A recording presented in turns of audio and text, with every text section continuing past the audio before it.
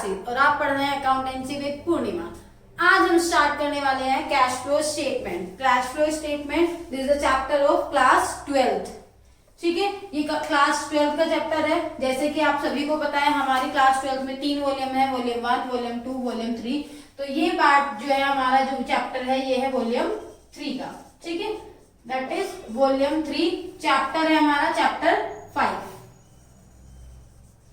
कौन सा चैप्टर पढ़ रहे हैं हम? चैप्टर 5 पढ़ रहे हैं हम, कैश फ्लो स्टेटमेंट। आपको इसके नाम से ही पता चल रहा है हम इस चैप्टर में क्या पढ़ने वाले हैं। हम कैश का फ्लो पढ़ने वाले हैं। फ्लो मतलब बहाव। अब फ्लो किस टाइप से होता है हमारा, हम एक स्टेटमेंट प्रिपेयर करेंगे। बहुत इजीएस्ट चैप्टर है और मैं ऐसा नहीं कि मैं सभी चैप्टर को इजीएस्ट कहती हूँ, वो इजी है आपके लिए। आप जब कॉन्सेप्ट समझ जाते हैं किसी भी चैप्टर का, किसी भी चीज का, तो आपके लिए वो टॉपिक बहुत इजी हो जाता है। तो फर्स्ट ऑफ ऑल आप सभी कॉन्सेप्ट्स को अच्छे से समझिए, फिर उनको प्रैक्टिकली करने की कोशिश कीजिए। ठीक है, तो आपके सारे ही जितने भी कॉन्सेप्ट्स हैं, जितने भी क्वेश्चंस करेंगे आप, वो सभी आपके करेक्ट होंगे।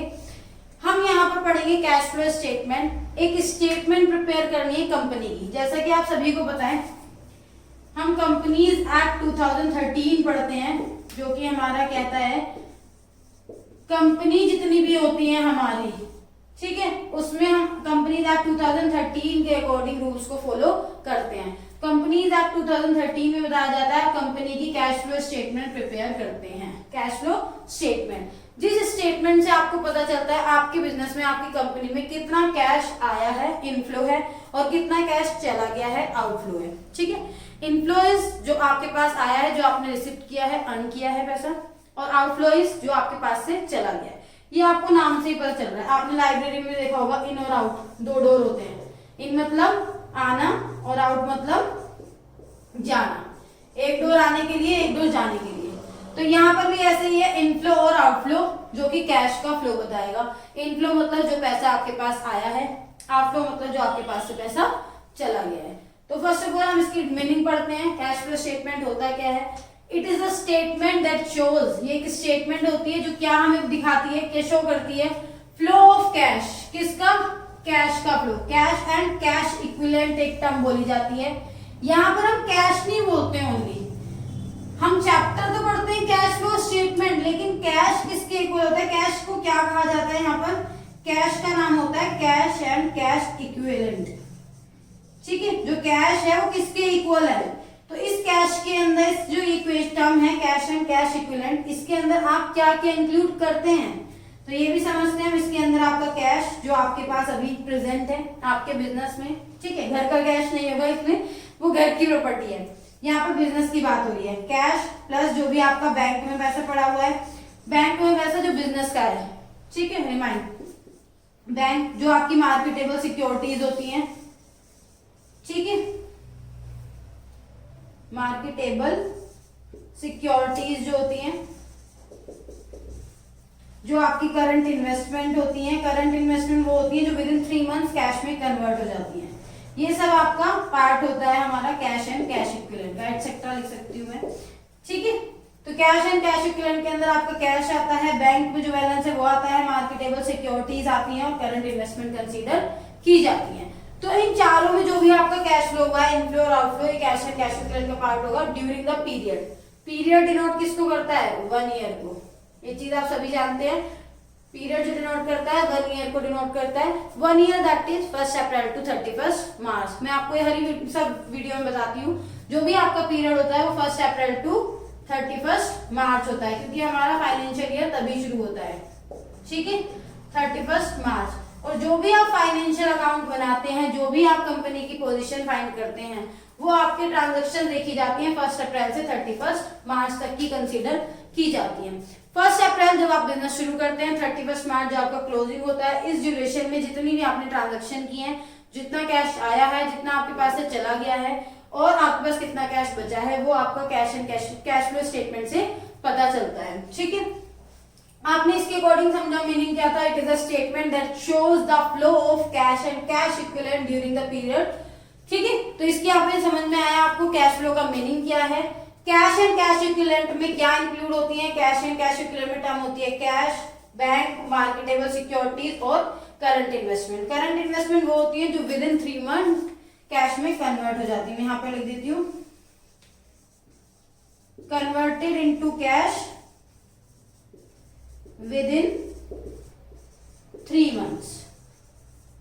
ठीक है, कैश तो आपके पास है ही, बैंक से भी आप कभी भी पैसा विड्रॉ कर सकते हैं, क्योंकि बैंक में भी आप जाएंगे ट्रांजेक्शन कैश विड्रॉ करके ला सकते हैं।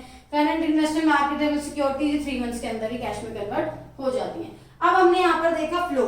फ्लो हमारा कितने टाइप्स का होता है, फ्लो देखते हैं। फ्लो हमारा 2 टाइप्स का होता है, हमने यहाँ पर देखा इन और आउट। तो first is inflow, second is outflow. Inflow मतलब पैसा आया, आउटफ्लो मतलब आपके पास से पैसा चला गया, जो जा रहा है आपके पास से। एग्जाम्पल देती हूँ मैं, कैश परचेज। कैश परचेज, आपने कुछ सामान खरीदा कैश में, तो मैं बिजनेस हूँ, मैं एक कंपनी हूँ, अगर मैं कहीं से सामान खरीद रही हूँ तो दैट इज आउटफ्लो, क्योंकि आप उस सामान का फ्लो नहीं देखना, आपको कैश का फ्लो देखना है। मैं मार्केट गई, रजिस्टर खरीदा मैंने, तो मेरे पास रजिस्टर आया है, लेकिन मेरे पास से क्या गया है, कैश गया है, तो दैट इज आउटफ्लो। यानी कि हम कैश परचेज को क्या बोलेंगे, आउटफ्लो बोलेंगे। ठीक है, तो ऐसे ही मैं भी कुछ यहाँ पर एग्जांपल्स लिखने वाली हूँ इनफ्लो और आउटफ्लो के, उनको हम कंसीडर करेंगे, इनफ्लो समझेंगे और आउटफ्लो समझेंगे, फिर इसी चैप्टर को हम फर्दर आगे कंटिन्यू करते चलेंगे। ठीक है, चलिए देखते हैं हम कैश फ्लो, कैश इनफ्लो और cash outflow. There are few examples of cash inflow and cash outflow, जिससे आप अच्छे से कंसीडर कर सकते हैं, आप अच्छे से समझ सकते हैं कि कैश इनफ्लो क्या होता है और कैश आउटफ्लो क्या होता है। पहले हम पढ़ते हैं कैश इनफ्लो, जो हमारे पास पैसे आ रहे हैं। ठीक है, यहाँ पर पैसा आ रहे हैं आपके पास, तो कैश सेल्स, मैं बिजनेस हूं, मैंने किसी को सामान बेचा, सामान सेल किया है, तो आपके पास पैसे आएंगे। Clear, cash cell. Cash receive against trade receivables. Trade receivables हमें पता है क्या होते हैं, डेटर्स और बिल रिसीवेबल्स होते हैं हमारे ट्रेड रिसीवेबल। ट्रेड रिसीवेबल्स के अंदर क्या आते हैं, डेटर्स प्लस बिल्स रिसीवेबल। ठीक है, ट्रेड रिसीवेबल्स इन दोनों को मिलाकर, इन दोनों को ऐड करके बनते हैं ट्रेड रिसीवेबल्स। डेटर्स मैंने आपको बताया था, मैंने किसी को उधार सामान सेल किया। ठीक है, उधार मतलब क्रेडिट पर, क्योंकि मेरे नोइंग में मेरे कोई आए तो मैंने उन्हें गुड सेल कर दिया, सामान सेल कर दिया क्रेडिट पर, तो वो अब मुझे पैसे देने आएंगे। जब कोई हमें पैसे देने आता है तो वो हमारे लिए डेटर बन जाता है। बिल रिसीवेबल उसी तरीके से होते हैं, जैसे मेरे नोइंग में थे, उन्होंने कहा मैं 3 महीने बाद 2 महीने बाद आपको पेमेंट कर दूंगा, तो मैंने कहा, उन्होंने कहा एक बिल ड्रॉ कर दीजिए। ठीक है, तो मैंने एक बिल बना दिया, दैट इज बिल रिसीवेबल। ठीक है, तो बोथ आर एसेट्स, तो मैंने इनसे पैसे रिसीव किए हैं, पैसे रिसीव किया तो हमारे पास पैसे आ रहे हैं। यहाँ पर आप रिसीव्ड टर्म से समझ सकते हैं, पैसा आ रहा है आपके पास। रिसीव्ड मतलब आना, जितनी भी रिसिप्ट है आपकी वो आपकी पैसा ला रही है आपके पास, और जो भी आप पेमेंट कर रहे हैं, पेड कर रहे हैं, वो आपके पास से पैसा जा रहा है। ठीक है, ये आउटफ्लो है। जहां पर भी पेड वर्ड या पेमेंट लिखी आ जाए तो आप समझ सकते हैं कि वो हमारे लिए आउटफ्लो होगा, और जहां पर भी रिसिप्ट हो या फिर रिसीव्ड हो तो आप समझ सकते हैं कि आपके पास पैसे आ रहे हैं, इनफ्लो है वो। Cash received against trade receivables, that is cash inflow. Cash received from commission and royalty, आपने कैश रिसीव किया एज ए कमीशन या एज ए रॉयल्टी। अब आपको ये पता होना चाहिए कमीशन रॉयल्टी क्या होता है, सब बच्चे जानते हैं। कमीशन क्या होता है, जब आप कोई चीज सेल करते हैं कमीशन बेस पर, क्योंकि सपोज कीजिए मैंने अपने बिजनेस में कोई ऐसे मीडिएटर है, कोई मेरे पास मेरे सामान आगे सेल करा देते हैं। ठीक है, तो मैं उनको सेल का कमीशन देती हूँ। ठीक है, जितना आपने अगर मेरी 10 लाख की सेल कराई है तो उस पर आपको 5% कमीशन मिलेगा, तो उनको कमीशन जो भी हम पे करते हैं रिसीव करते हैं। रॉयल्टी, रॉयल्टी क्या होता है, रॉयल्टी होता है रॉयल चीजों का रेंट बोल सकते हैं हम, जो भी आपकी फेमस चीजें होती हैं, या फिर आप कोई बुक वगैरह प्रिंट करते हैं। अब मैं पढ़ा रही हूँ, मैंने अपनी कोई बुक प्रिंट की है, ठीक है, पूर्णिमा के नाम से। अब मैंने तो वो बुक एक बार राइट की है, लिखी है, ठीक है, तो एक बार मैंने लिख दी, तो जो भी प्रिंटिंग प्रेस होती है वो तो उसको फर्दर बार बार प्रिंट करके सेल करेंगी, लेकिन मैटर जो था वो मैंने उस पर एक बार लिखा था, तो जब तक भी वो मेरी बुक जो है आगे सेल होती रहेगी तो उसका कुछ परसेंट मुझे रॉयल्टी मिलती रहेगी। सपोज कीजिए मेरी बुक 250 की सेल होती है, ठीक है, एक बुक मेरी, तो जब मेरी एक बुक 250 की सेल होती है तो जो 1000 जो लैक्स में जितनी बुक्स मेरी बिकती है उसका कुछ परसेंट मुझे रॉयल्टी रिसीव होती है। तो रॉयल्टी भी समझ में आ गया। रॉयल चीजों का रेंट भी होता है, या कुछ आप बुक वगैरह पब्लिश करते हैं अपनी लिखते हैं तो उस पर भी रॉयल्टी आपको रिसीव होती रहती है। इंश्योरेंस क्लेम रिसीव, आपका कोई गुड्स था या कोई गाड़ी थी, ठीक है, और डिस्ट्रॉय हो गई ड्यू टू एक्सीडेंट, तो जो भी आपका इंश्योरेंस क्लेम रिसीव हुआ है, इंश्योरेंस कंपनी से पैसा रिसीव हुआ है, that is insurance claim receive. Cash receive from sale of asset, आप इन्वेस्टमेंट, आपकी कोई इन्वेस्टमेंट थी वो आपने सेल कर दी। सेल वर्ड से आप समझ सकते हैं कि जब भी आप सेल करेंगे तो वो आपका इनफ्लो होगा।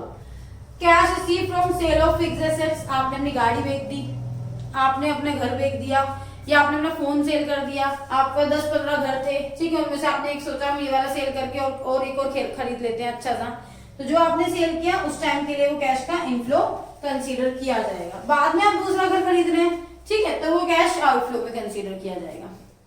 तो यहाँ पर आगे हम देखते हैं cash receive from sale of securities, कुछ आपने सिक्योरिटीज सेल की है, लोन एंड एडवांसेस रिसीव किए, ठीक है, यहाँ पर रिसीव्ड वर्ड लिखा है, यहाँ पर भी रिसीव्ड वर्ड था, ठीक है, रिसीव्ड वर्ड से आप समझ सकते हैं। Proceed from issue of equity shares, अब यहाँ पर इक्विटी शेयर्स, शेयर्स क्या होते हैं?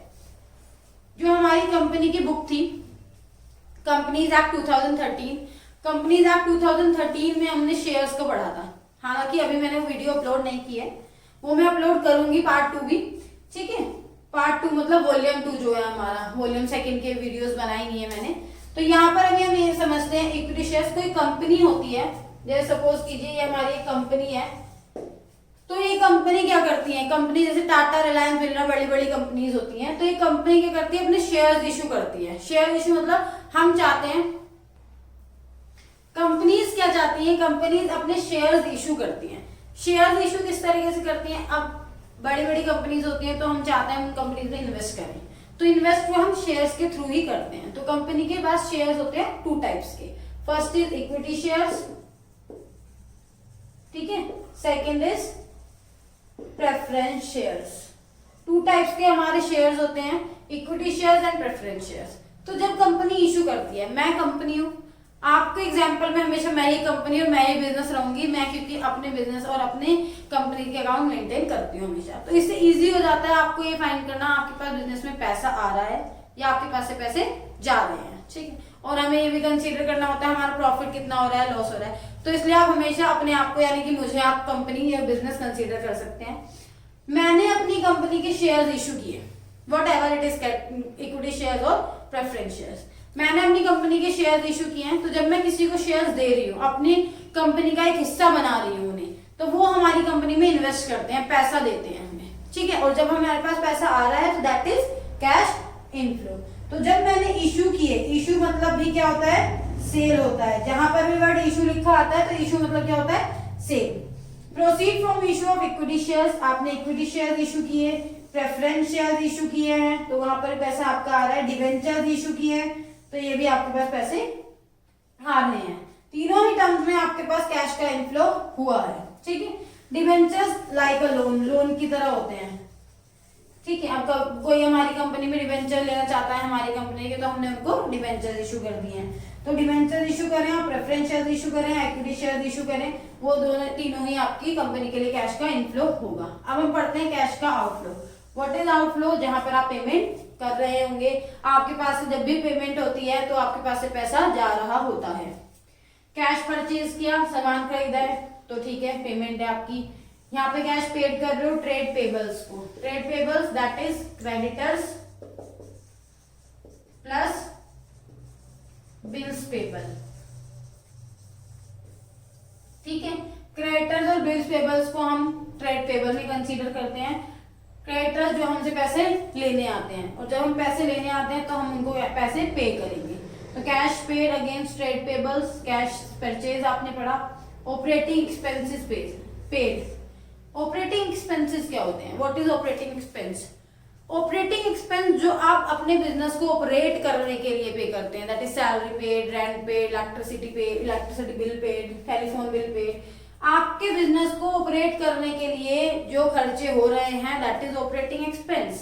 Selling expense, office and administration expense, मैं अपने ऑफिस को मेंटेन करने के लिए, अपने एडमिनिस्ट्रेशन डिपार्टमेंट को मेंटेन करने के लिए कुछ खर्चे पे करती हूँ, so that is operating expenses. Clear, operating expenses में कंसीडर किए जाते हैं, मैं यहाँ पर लिख देती हूँ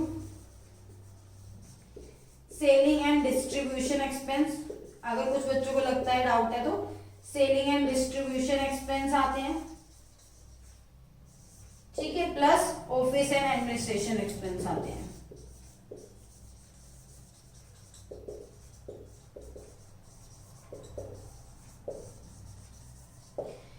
इन्हीं के अंदर सैलरी पेड और इलेक्ट्रिसिटी बिल पेड सब कुछ इन्हीं के अंदर कंसीडर किया जाता है, ठीक है। आगे बढ़ते हैं, कैश परचेज, अब यहाँ पर हम क्या कर रहे थे, सेल कर रहे थे, पैसे आ रहे थे। यहाँ पर हम परचेज कर रहे हैं, पैसे जा रहे हैं हमारे पास से। Cash purchase of investment, cash purchase of fixed assets. आपने गाड़ी खरीदी, आपने घर खरीदा, आपने मोबाइल खरीदा, कंप्यूटर खरीदा है, कुछ भी चीज खरीद रहे हो, फिक्स्ड एसेट्स, पैसे जा रहे हैं आपके पास। लोन एंड एडवांसेस गिवन, यहाँ पर आपने लोन एंड एडवांसेस रिसीव किए थे, लोन ले रहे हो, एडवांसेस कुछ भी रिसीव कर रहे हो तो पैसा आ रहा है, अब आपने वो दे दिए या रीपेड कर दिए, दोनों ही कंडीशन में आपके पास से पैसे जा रहे हैं। Buy back of equity shares, equity shares जो लेते हैं हमारी कंपनीज के, वो एज अ ओनर कंसीडर किए जाते हैं, उनको राइट होता है कंपनी में वोट करने का, कंपनी की मीटिंग्स अटेंड करने का, जो इक्विटी शेयर्स देते हैं। तो इसलिए जब भी कंपनी हमेशा अपने शेयर्स वापस ले रही होती है, इक्विटी शेयर बेसिकली, तो उनको बाय बैक किया जाता है, उनको रिडीम नहीं किया जाता कहीं भी, रिडीम किया जाता है रिडम्पशन प्रेफरेंस शेयर्स का और डिबेंचर्स का। डिबेंचर्स और प्रेफरेंस शेयर्स का रिडम्पशन होता है, प्रेफरेंस शेयर और डिबेंचर्स का रिडम्पशन होता है, उनको बायबैक नहीं किया जाता, और इक्विटी शेयर्स को बायबैक किया जाता है क्योंकि वो हमारी कंपनीज के ओनर कहलाते हैं। What is the meaning of redemption, redemption क्या होता है, मैं रिडम्पशन बताती हूँ आपको क्या होता है। ये कंपनी है, ठीक है, छोटी सी कंपनी बनाई है मैंने, कोई बात नहीं, बोर्ड पर स्पेस नहीं दिख रहा मुझे, ठीक है, चलो यहाँ पर ले लेते हैं। ये कंपनी थी हमारी, ठीक है, ये कंपनी तो पहले से ही बनी हुई है, जो भी बनाई थी हमने। इस कंपनी के शेयर्स हमने इशू किए थे तो पैसा आया था हमारे पास, क्लियर है ये चीज। इक्विटी शेयर से या प्रेफरेंस शेयर से, कुछ बच्चों को मैंने यानी कि इक्विटी शेयर होल्डर कंसीडर कर लिया और कुछ बच्चों को मैंने प्रेफरेंस शेयर कंसीडर कर लिया। तो यहाँ पर मैंने इशू किए थे तो कैश का इनफ्लो हो रहा था, ये चीज सभी समझ रहे हैं, इनफ्लो हो रहा था। इन लोगों ने इन्वेस्ट किए थे 10 लाख 20 लाख 30 लाख, जो भी मेरी कंपनी में व्हाटएवर अमाउंट इन्होंने इन्वेस्ट किया था, तो मेरे पास इनफ्लो था। बहुत टाइम्स हो गया इनको मेरी कंपनी में इन्वेस्ट की हुई है, मेरी कंपनी का शेयर होल्डर बन गए, तो इन्होंने ये सोचा कि हम अब क्या करते हैं, किसी और अच्छी कंपनी में इन्वेस्ट कर लेते हैं, यहाँ से अपना पैसा वापस ले लेते हैं। तो जब भी प्रेफरेंस शेयर वाला मेरी कंपनी से पैसे लेने आ जाएंगे, प्रेफरेंस शेयर होल्डर जो है हमारे, तो इस टर्म को हम रिडम्पशन बोलते हैं। क्या बोलते हैं, रिडम्पशन। मैं उनका पैसा उनको वापस कर दूंगी, मतलब जो कंपनी हूं मैं वापस कर दूंगी उनको उनका पैसा, और उनसे अपने शेयर्स उठाकर वापस ले लूंगी, ठीक है, that is called redemption, terms redemption.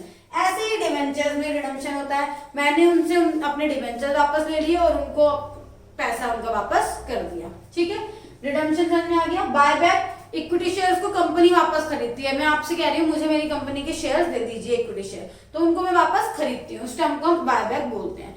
तो आई होप आपको ये सब चीजें क्लियर हुई होंगी।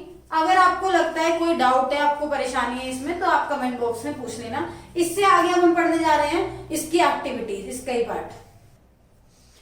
हमने पढ़ा कैश फ्लो का मीनिंग क्या होता है, कैश फ्लो में हम क्या क्या पढ़ने वाले हैं, क्या क्या सीखने वाले हैं। उसके बाद हमने देखा कैश फ्लो में इनफ्लो होता है, एक आउटफ्लो होता है, ठीक है। इनफ्लो के हमने कुछ एग्जांपल्स देखे, आउटफ्लो के एग्जांपल्स देखे। अब हम ये देखने वाले हैं कि कैश फ्लो स्टेटमेंट जो प्रिपेयर की जाती है उसका मेन फॉर्मेट क्या है और किस तरीके से क्या क्या एक्टिविटीज होती है। तो पहले हम पढ़ते हैं यहाँ पर, there are 3 activities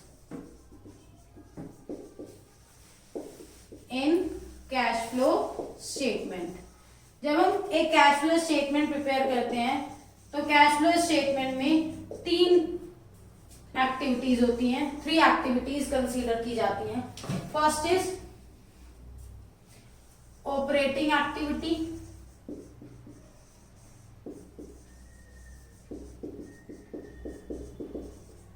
second is first is operating activity, second is investing activity,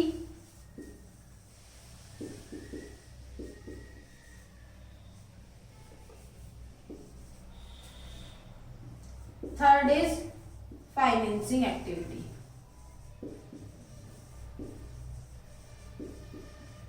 ठीक है, तो फर्स्ट एक्टिविटी है हमारी ऑपरेटिंग एक्टिविटी, इससे हमारा कुछ कैश आता है, इनफ्लो आउटफ्लो कंसीडर करके जो भी होता है।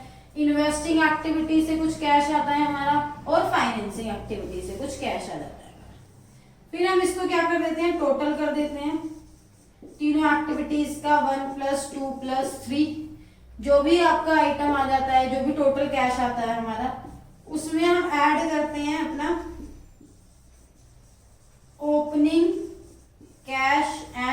Cash equivalent. ये हमने स्टार्टिंग में भी पढ़ा था, कैश एंड कैश इक्विवेलेंट क्या होता है। इसमें जैसे ही हम कैश ऐड करते हैं ओपनिंग कैश, तो हमारा आंसर आता है closing cash and cash equivalent. ठीक है, क्लोजिंग में आपके पास कितना कैश बचा हुआ है वो आपका आंसर इसमें आ जाता है। यहाँ पर तीनों एक्टिविटीज से कितना कैश आया आपके पास या गया, जो भी था, फ्लो में था या यूज में था, तीनों एक्टिविटीज का टोटल करने के बाद आप उसमें opening cash and cash equivalent add करते हैं, तो closing cash and cash equivalent आपको मिल जाता है। ठीक है, ये मिल जाता है आपके पास। और इस चैप्टर में सबसे अच्छी बात यही है कि आपका आंसर ही क्वेश्चन में गिवन होता है, तो आप वहां पे चेक कर सकते हैं, वेरीफाई कर सकते हैं कि जो आपकी कैश फ्लो स्टेटमेंट बनी है, प्रिपेयर की आपने, वो करेक्ट है या नहीं है।